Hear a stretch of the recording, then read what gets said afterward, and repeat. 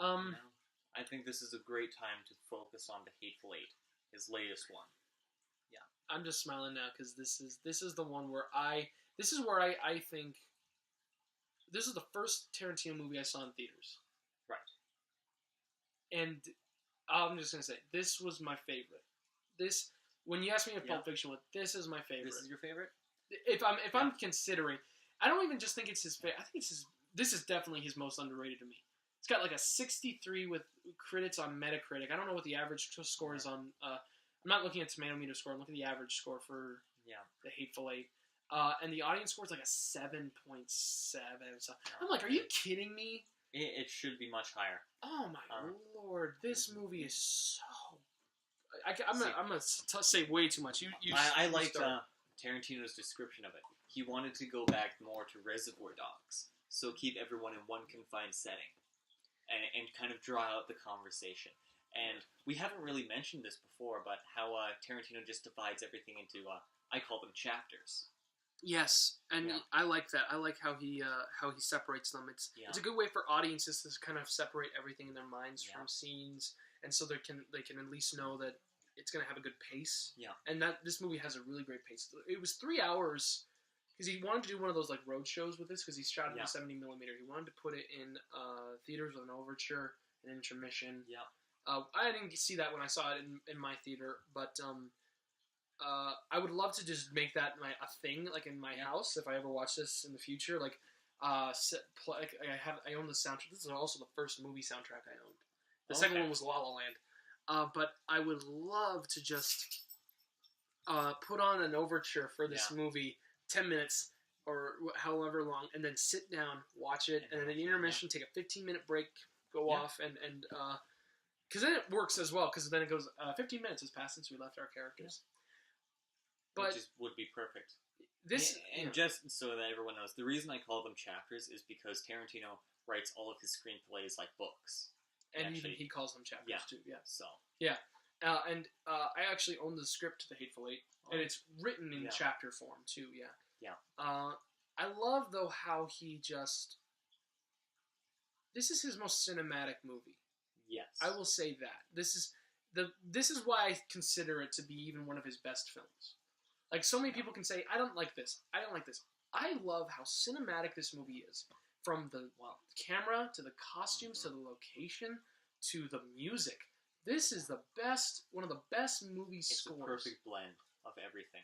Ennio Morricone, getting him, the spaghetti western master for composing. For the scores. Wow. And finally getting his Oscar for this, I just say to myself, amazing. That is. And it's haunting. And I always said, but isn't it the same song? No, it's not. It's the same theme. And this is where I realized the importance of music in film. Especially in Westerns. With Westerns, it's all about the themes. I was just watching the Clint Eastwood movies again, and the themes are similar, but they all have something different because the character is different every time, and that represents how the characters change. There's so much, though, in this movie, and I agree with you with the themes when they're changing, and then there's there's two moments when the music is completely different. The moment where, Daisy Domergue is, when Daisy Domergue, I'm just kind of getting a little, oh boy, because I'm just thinking of Daisy Domergue. No, when Jennifer Jason Leigh gives an amazing performance, I'm just going to say that. Scary-tastic. When she is chasing after, trying to get the gun, the music has changed. It's like this dun dun dun dun, like really sharp, really precise, really horrifying. And then the ending where they're reading the Lincoln letter, it's this like triumphant like trumpet sound. It's relaxing and soothing, and then it fades into the best end closing song. It's like, listen, all you people. And it's like, there won't be many coming home. I just say to myself, that is how it should have ended. Yeah. It was the perfect... when you watch a movie and you say, stop it there, and it does, you just want to lie back and say, What I really liked about it was, in most of Tarantino's other movies, the characters don't change a lot, but they stay true to themselves. This is one of the first times where you actually see characters changing. So, Oh, yeah. Like the one guy who was, I forget the character name, but the really racist, sexist guy, and at the end he's teaming up with Samuel L. Jackson hanging. Sheriff of Red Rock. His name is Yeah. it's not Billy Crass. That's from Django. But I'm gonna remember it right away. But anyway, he had a Chris Mannix. There we go, because he had a complete shift. Yeah. He was a racist. He hated him beforehand, and then as soon as they go through this whole ordeal with each other, like, yeah, I can work with you. It's a political movie without being political. And they realize they're both going to die together. Yeah, and Samuel L. Jackson even says, "We're going to die, white boy." Yeah. But we can't decide on. We have no decision on that. But this is one thing we can decide, and that's how we kill this bitch. And I'm just, when I hear that line, I say to myself, I forget how evil she is every time. This is the one movie I've seen this movie and Pulp Fiction and Glorious Bastards probably the most. Okay. And when I see this movie every time, I forget how vile she is. I feel sympathy for her because it's like, oh, this poor woman, she's chained up at this. No, what is she? She's evil. When you get to hell, John, tell Daisy sent you.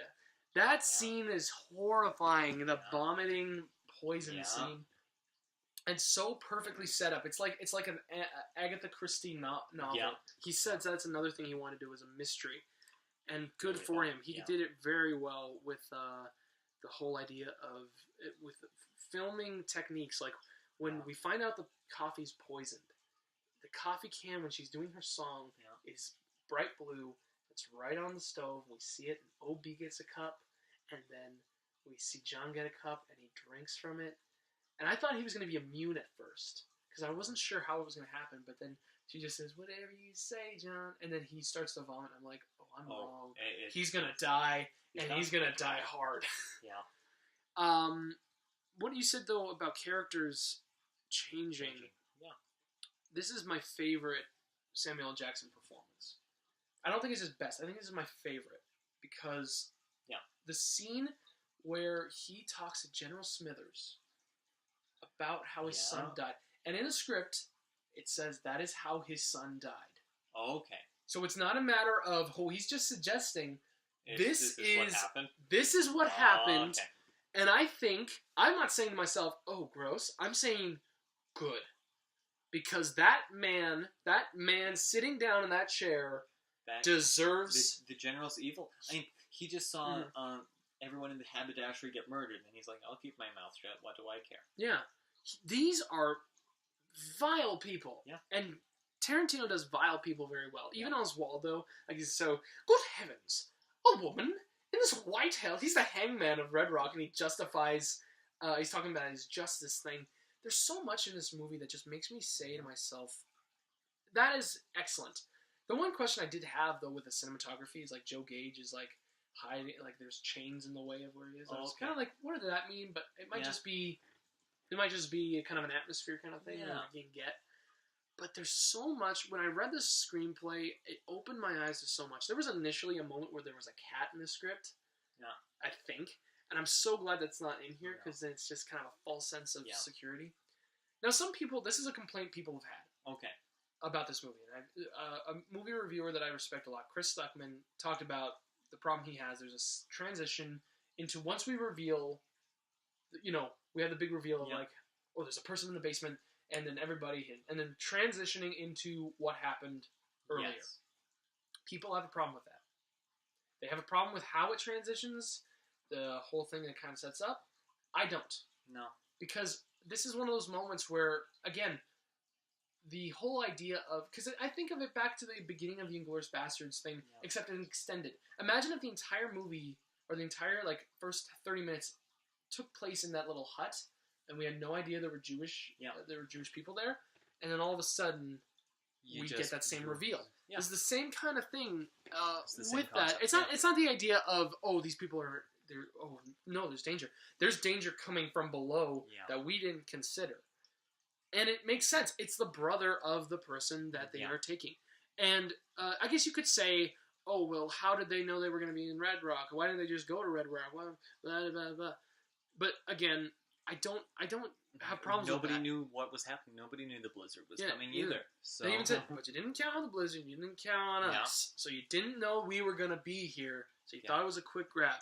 And I guess you could say, oh, well, how was Chris Mannix all the way out of the snow? That's another thing of correctly establishing intent.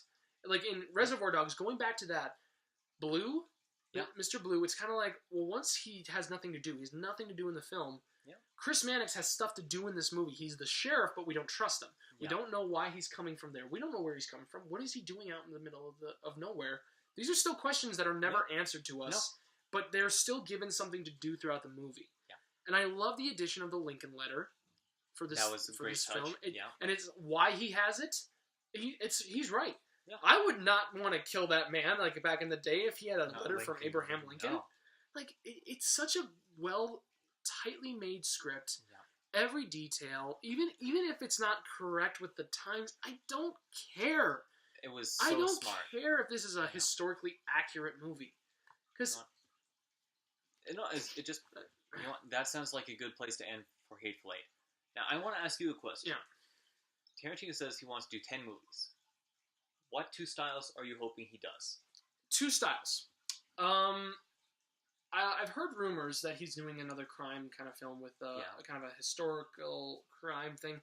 I can see that. I don't kind of say good, but again, I'm never gonna say Tarantino don't do that. What? No, I'm always gonna be happy as long as it's not in the same vein as like True Romance. I will never be upset because then I don't want it to be like a reverse M. Night Shyamalan. Because I think M. Night Shyamalan and Tarantino had 2 very interesting kind of careers. Another video on that. But what I will say is I want him to do a movie, not necessarily superhero, but I want him to do something kind of in the same vein as like, what is it? I want him to go back to the love story kind of idea. Because that's what True Romance was in a script. I want him to make it a little bit more tighter. I want it to be maybe like a love lost story. Kind of in the sense of like The Godfather, like part 2, like like the crumble of that empire kind of thing, or maybe another part 2 series would be cool, like something like that. And then what I don't know really anything else. Like it's maybe a film noir would be cool. Like maybe not like Sin City, like with Robert Rodriguez, but something a little on the detective kind of style too. He does really. He's kind of proven that mysteries, even in Glorious Bastards, when he's trying to figure out like what happened here. He does those pretty well. I do know he doesn't want to do this, and I don't want him to do this. He doesn't want to do a biopic. Okay, no, he thinks that those are like actors being selfish doing those films, and I completely agree. The only person I think can do biopics, at least into my knowledge, very well that I've seen consistently is Martin Scorsese. Yes, there's so many I can list off that he's done so well, but that is it. The biopic is the one I don't want him to do. What about you? I mean, the 2 styles.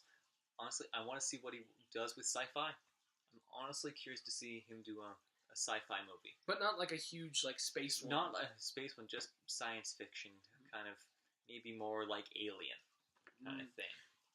If he was gonna, So just something more like that, because adding dark humor into that would be very enjoyable, and just to see what kind of nightmarish scenarios he can come up with extraterrestrials. I'm down for that, and I agree. Film noir. Like Guillermo del Toro, I think would be a really cool director. Like if you've seen Hellboy? Yes. He's the guy that did Hellboy. He's a really cool creature designer. If they teamed up, that'd be cool. Yeah. I will say, you just said sci-fi. You know, it'd be cool that he could maybe do, but I don't think he will because it's both a video game adaptation and sci-fi. Right. Red Faction. Yeah. That would be so. I would love to see Guerrilla kind of like in that same style. Yeah. But so we're at the end. We've gone on for a long time. So what I will say this. First of all, Paul, thank you once again for coming on here. I really appreciate you. Glad to be here. I hope you enjoyed it. Thanks for having me. Yeah, thank you guys so much for sticking with us. And I do want to ask you, in this consideration, what do you think is so great about Tarantino as a filmmaker? What has he done just for cinema, do you think? And what makes him such a great artist in that sense? I mean, I think that he's willing to try things that other people wouldn't. So he's willing to conquer different taboos. He doesn't care what other people think about him, so he's always willing to give an honest view on his opinion. He's willing to cover gritty subjects, unlike anyone else. He still uses classic film, so he's keeping cinematography alive. Just that, and he's making people think about how smart scripts can be written. Because the biggest loss in Hollywood over the past 8 years for sure has been scripts have been getting weaker and weaker, and there's so many plot holes. Yeah, I can agree with you with Tarantino's making, or at least showing people that a tight script can be written. I can definitely agree with you on that, because there's so many films that I look at my collection. The films that I own are the ones with the great screenplays. Not necessarily the ones that won screenplay. I mean, but the ones that have really great writing. Yeah. Like like any one of his films have really great screenplays. And I think I agree with you. He keeps film alive in that same sense. I don't necessarily agree with his beliefs on digital cameras and everything like that, because I'm shooting this on a crappy Mac camera right now, and it's the one way I can speak. You don't have to.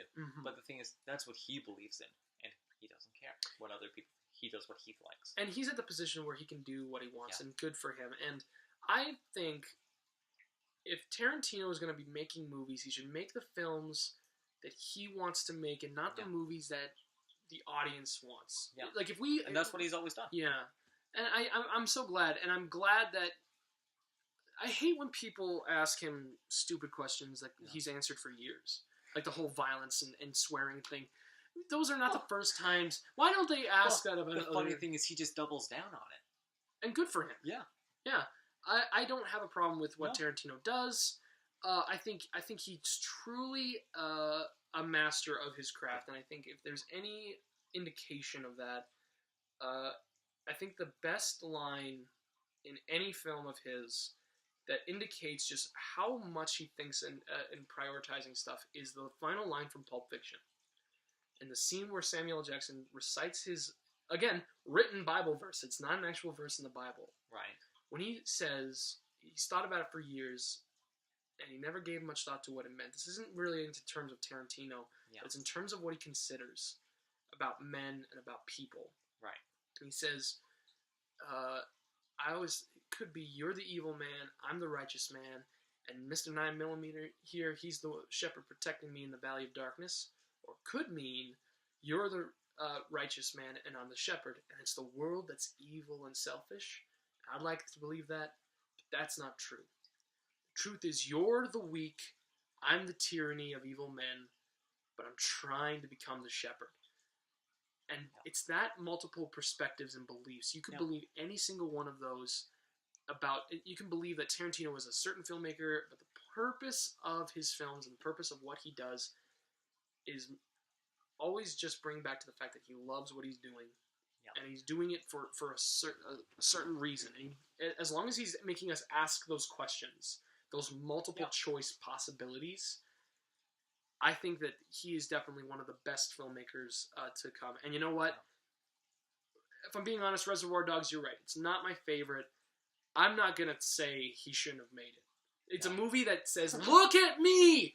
Look, pay attention! And then Pulp Fiction is the one that says, now listen to me. And listen to what I'm going to say and what I'm going to do.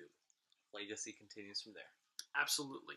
Once again, Paul, thank you so much for coming on here. Thanks for having me. Yeah, hopefully you guys stuck around for this entire video, and I thank you guys so much for watching this again. Like, subscribe, all of that fun stuff. Also, leave a comment down below. What is your favorite Tarantino movie? What is your favorite moment? What's your favorite scene? What would you like us talking about? Do you want us to make these shorter? I don't care if you do. I'm probably going to make a 2-hour one on Hateful 8 altogether. Thank you guys so much for watching this, and as always, take care.